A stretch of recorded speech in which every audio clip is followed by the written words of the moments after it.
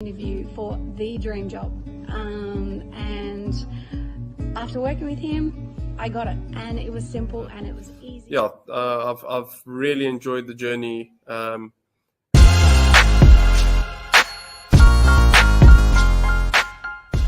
Has it helped? Yes, it absolutely has.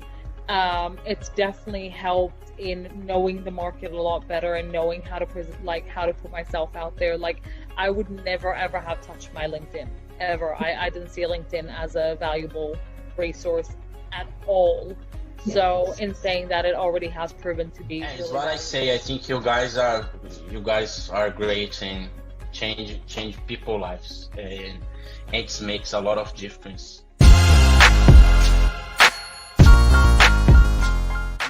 You deliver at a very high level.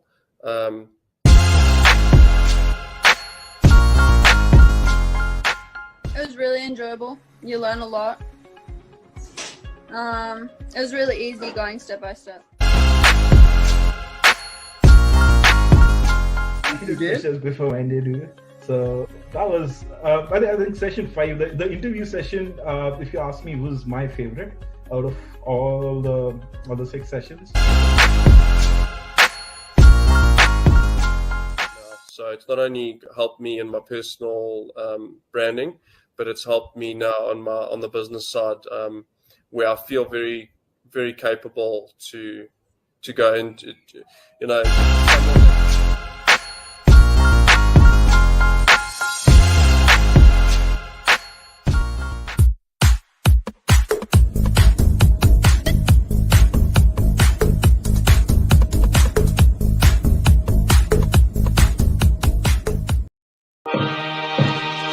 Hey, super legends, superheroes, and superstars. Welcome to another episode of Hot Hire 6 and 7 Figure Coaches on Fire. I'm so excited. We're a few minutes late because me and my next guest, Annie Bourke, were just having a little chit chat, and I was like asking her lots of questions.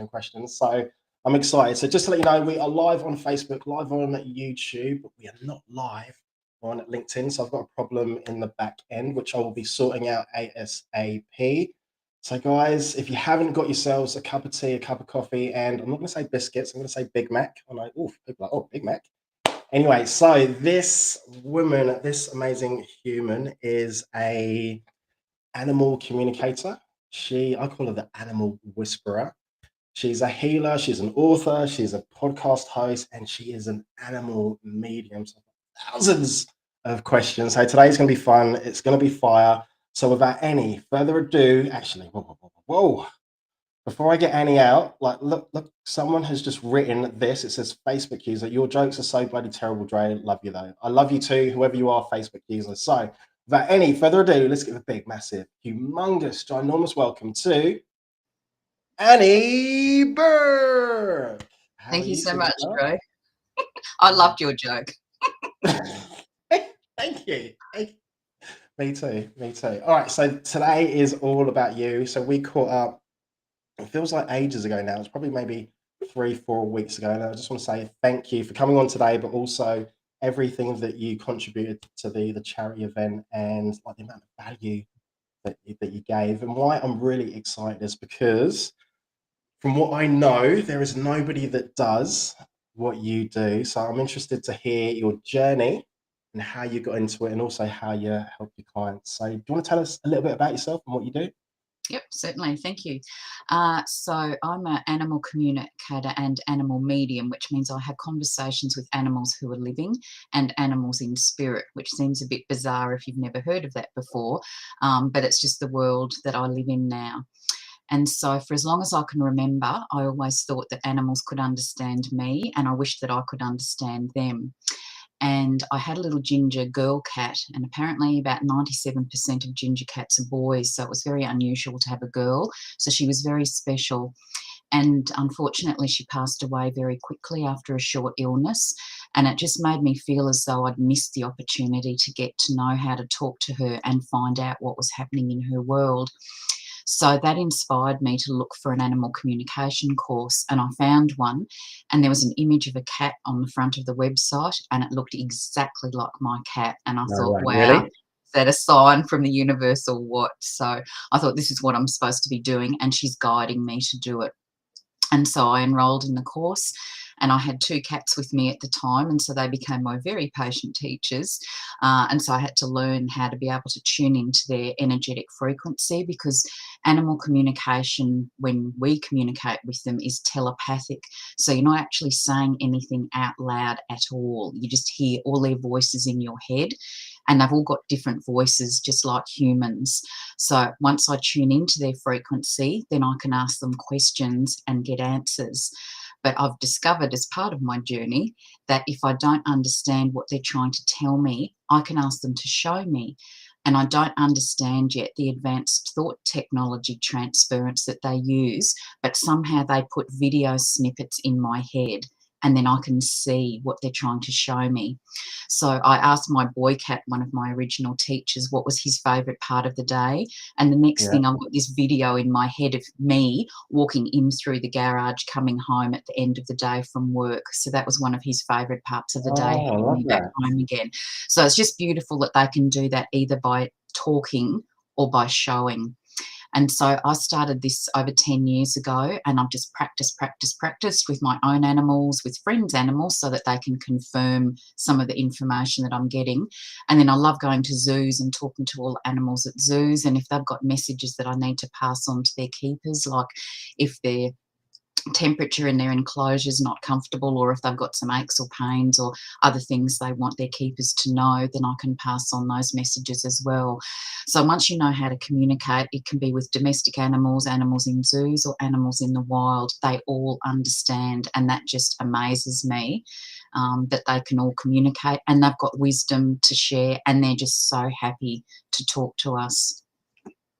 All right. Okay. So I've got a couple of questions there. So, say for instance, if you're at the zoo, and then like an animal is saying that maybe they might be like distressed or something, and then you approach the keeper. Do they ask you, okay, like how do you know that, or like what's your proof, what's your evidence, or like how does? Yeah, look, fortunately, everywhere I've been, they've been very open to animal communication, and I'll just say, look, I'm an animal communicator. I've just been speaking with whoever the animal is, and this is the message that they've passed on, and they've been very grateful to get the message. They take that. So, yeah. I think a number of zoos have people running courses there, so they are open to the fact that animal communication does work, and it can really help the animals, because you can ask them what's going on. So if there's any alteration in behaviour, often that's something that they're doing, not to be naughty, but to let us know that something is wrong. Because until we know how to communicate telepathically, they have to rely on how they look at us to try and tell us something, or use body language. They can use vocalisations, or changing behaviour. So they're their options. So they're trying to communicate with us all the time, and it must be incredibly frustrating when we don't get the message. But they don't complain. But when I talk to them, it gives them an opportunity then to tell their parents what they've been wanting to tell them for ages, but just haven't been able to get the message through. I love that you've mentioned that, because before we got on air, I mentioned about I've got a friend called Jackie that I'm going to meet up with in a couple of hours. And she told me last night, she sent me a video that she's got this, I've never seen one before, like this board. It's got like 6 like buttons, like big, I think it's about this big. And then she said that she's trained her dog to be able to, like, I want a treat, I want some food, I want to play, all these different things. And then like when it wants it can be a little bit cheeky, but yeah, I want a treat.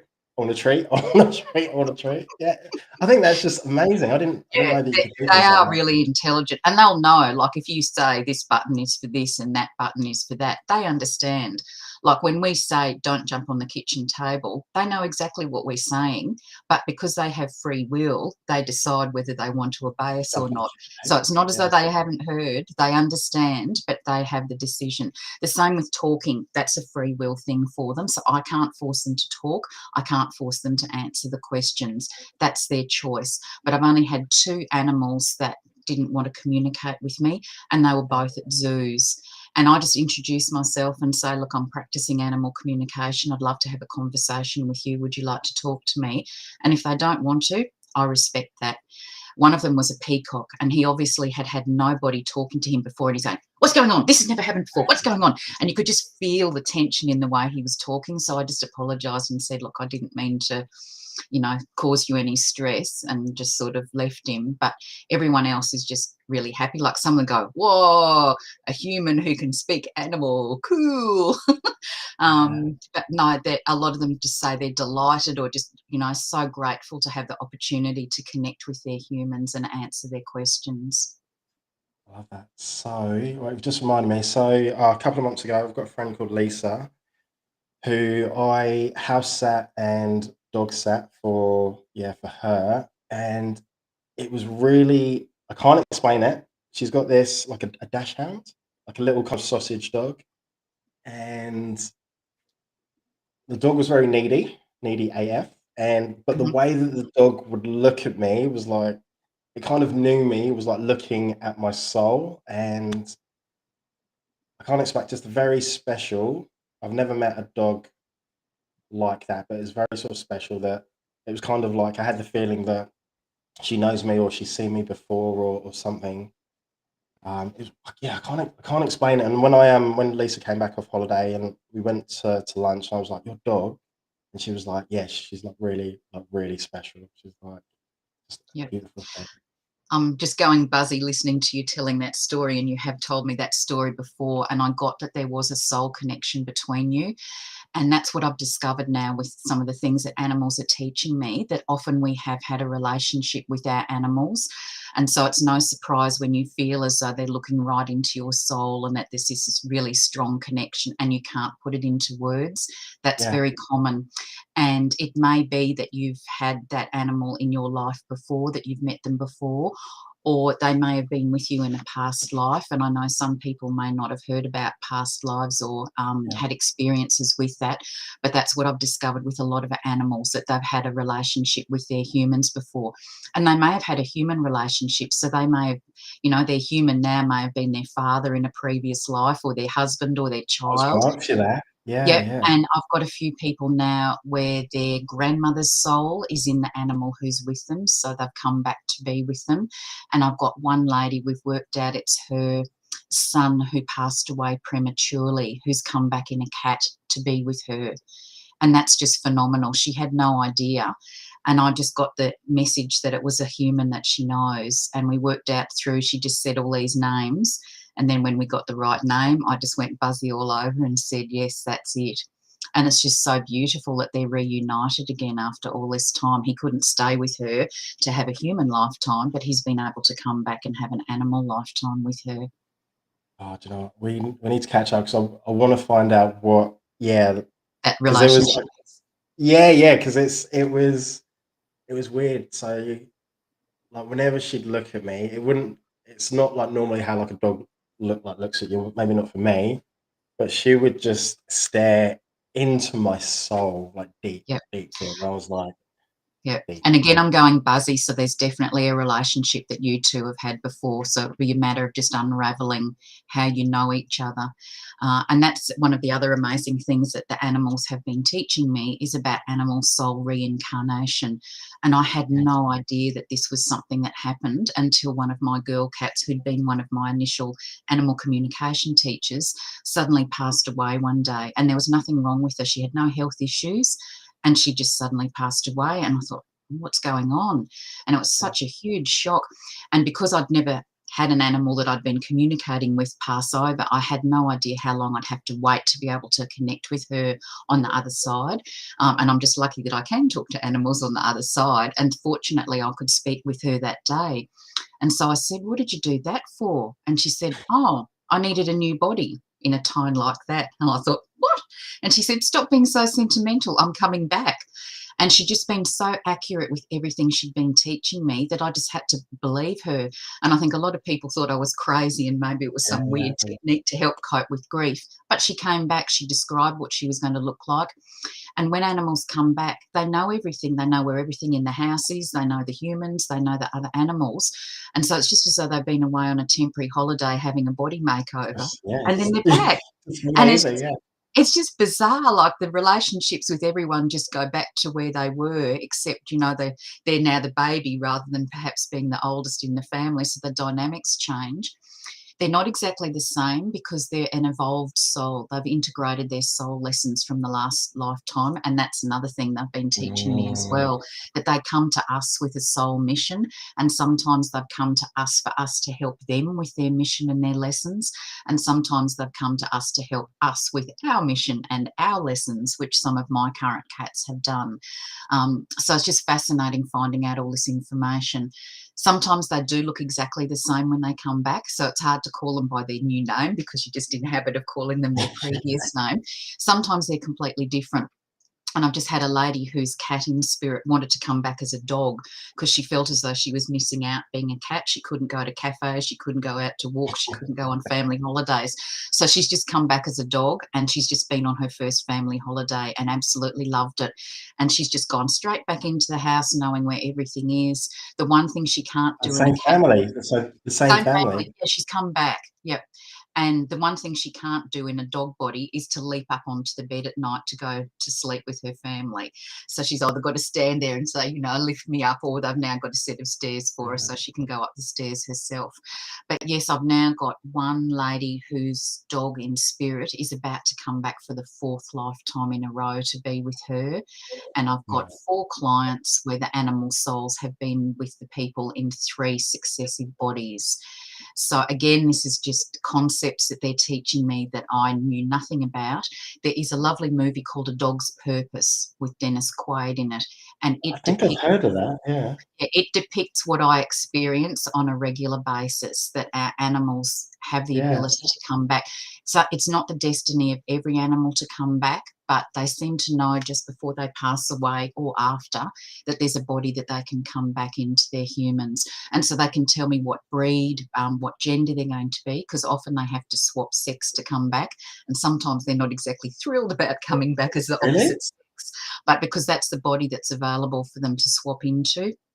That's what they do, and they can tell me what fur colour they're going to be. And then the parents can send me a photo of the, you know, the kitten or the puppy or whatever animal it is, and then I can feel the soul there. It makes me cry with joy knowing that they've come back and they've found them and they're reunited again. And the parents just say, you just can't describe the joy and the bliss of being able to hold your animal again, even though the soul is in a new body. The fact that they've come back to you, you just can't describe how that makes you feel. It's just amazing. So that's one of my favourite parts about animal mediumship sessions, even though it's, you know, people are grieving because they've lost the physical presence of their animal. When I can find out that they're coming back, that just totally changes the grief process, because you've got all this anticipation and excitement about seeing what they're going to look like and how they're going to act when they come back again. And that is just amazing. So it's totally changed my perspective on life and what happens after life, because there is life after life. And that's what the animals have taught me. Their souls endure, so we can always contact them. There's no time limit. So I've spoken with a dog who passed over more than 20 years ago. So there's no problem with being able to connect with them. So it's just opened up a whole fascinating new world to me. And like I say to people, every conversation with an animal I have is a learning experience, because I just don't know what they're going to tell me. Sometimes they just make me laugh. They've got great senses of humour. I spoke to a horse recently who'd accidentally run into an electric fence, and he's hurt himself running into the electric fence. And he said to me, "Oh, that was shocking." And like, he totally understood the pun on shocking. And I thought, well, good on him. He's in pain, but his sense of humour is still okay. So you just go in with an open mind, and you just think, you know, wow, it's just such a privilege to be able to connect with them and pass on their messages. I love that. All right. So how do people, if they're listening, if they're watching, like, how do people, you know, reach out to you, and how do they work with you, and what sort of, you know, like, programs or services do you offer? Yep. Okay, thank you. So they can connect with me on Facebook, either as Annie Bourke, which is my personal page, and you'll see photos of animals behind me, or my Facebook business page, which is Cosmic Heart Intuitive. I'm also on LinkedIn as Annie Bourke, and my website is Cosmic Heart Intuitive. So through all those different ways you can find me. My podcast is What Animals Tell Me, and that's available on most podcast platforms. And it's just some of my amazing conversations with animals, but also interviews with people who are working with animals in unique ways as well. Or people can contact me through Messenger, or my email, which is chintuitive@bigpond.com. And I'm happy to have a Zoom chat with people and just talk about what their issues are with their animals, whether it's behaviour or health issues, or they're wanting to connect with an animal in spirit. I do conversations, so either with living animals or in spirit, or I can do a combination session if they've got two animals that they want me to talk with. And I also have some programs. So I'm just launching my animal communication mentorship program, where I'll be working with animal parents for 3 months one-on-one to help them mastering communication with their own animals. So that's very exciting. I also do an animal mediumship program where I work with bereaved animal parents for up to 3 months, helping navigate through the grief process and getting to peace of mind. And that includes a couple of mediumship sessions with their animal, answering their unanswered questions, but also going deeper into that soul relationship and finding out, you know, more about why they were together, what was the purpose, what are their past relationships been, and that helps. And I've also got a program to work with animals, particularly rescue or shelter animals that are still dealing with the emotional and physical trauma of what's happened to them previously, so that they can get the healing that they need and be able to move on and enjoy a fulfilling life with their new family. So individual sessions and programs. And then I've also got my 2 books, which are on the banner behind me, which are available on Amazon as ebooks or paperbacks. So The Bridge to Animal Consciousness and Evolving Hearts and Souls, The Guide to Spiritual Awakening. And if people are in Australia and want to buy my books, please contact me. Don't get them through Amazon, because I'm happy to get a personal dedication from your animal and write that in the book and post the book to you. So just contact me directly, and that's just a free service I offer, just so you get a personal message. So whether your animal's living or in spirit, I just connect through a photograph. So I just need a photo like of my cat behind me so I can see their face with their eyes open. And then I just ask them for a dedication for their humans, and they're very happy to do that. And then you've just got this personal message in your book. Annie, so much gold there, so much gold. All right, very last question. Yep. So I think you might know that a little bit obsessed with like dad jokes. So do you have like a dad joke, a quote, maybe a famous dance move that you like, or something inspirational, something empowering, something that you'd like to leave us with today? Yeah. My personal mantra is, anything is possible, miracles happen, dreams come true. And I just, anything is possible. Although my publisher said everything is possible, but I say anything is possible, miracles happen, dreams come true. And I just experience that all the time with these animals, and particularly when they come back again. It is just a miracle, and it's a dream come through for the humans to have them back again. So that's my little personal mantra. And if I can be very cheeky and just say final tips for animal parents, the key message is understanding that they understand every word you say, and have a conversation with them knowing that, and they absolutely love it. They love being involved in what we do. They love knowing what we're going to be doing. And so particularly if your animals get a bit of separation anxiety, if you can just say, look, I'm going to the shops, I'll be out for an hour, I'm going to go and get dog food and treats, and then I'll be home, then they can relax. They understand the concept of time. The same if you're going away, you can say, look, I'm going away for 2 sleeps. This person will be looking after you. Then I'll be home. They understand that.